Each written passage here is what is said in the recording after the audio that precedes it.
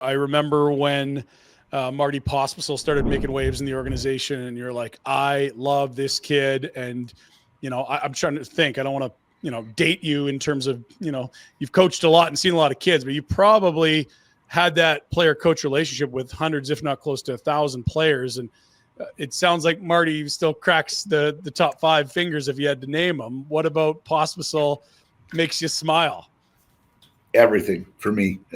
I loved, when he came over to the States from home, I was the first story landed on, and I just thought the timing of his life to grow up and see and be away from home for the first time. I think just to have some adversity in his life in the hockey world.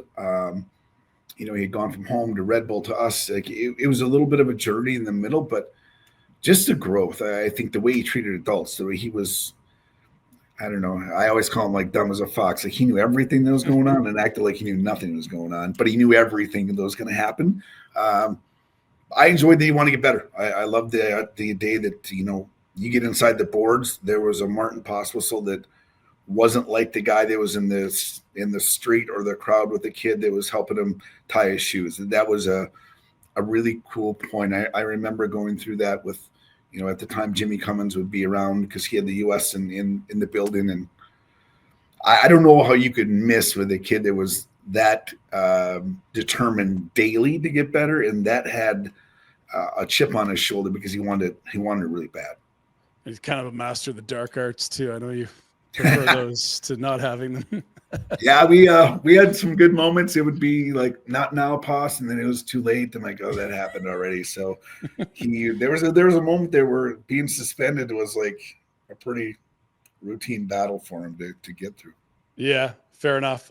Injuries have been a big thing too there. It feels like when he's available, you love him, but when you factor in suspensions and injuries, it's like, God, he's got to walk a fine line because the way he plays, guys are going to want to fight him. And the way he plays, he's going to probably have to talk to George Parros every other year. That does feel like the secret sauce if you could figure that out, hey?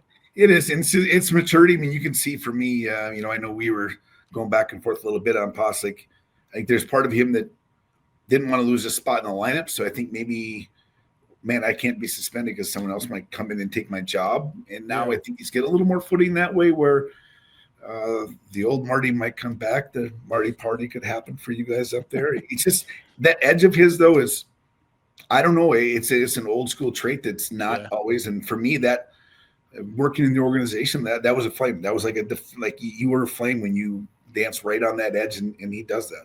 Hey, buddies, thanks for watching. We appreciate it. Also, if you could throw in a like and subscribe, it does help us out with what it is we are doing. And check out more at flamesnation.ca.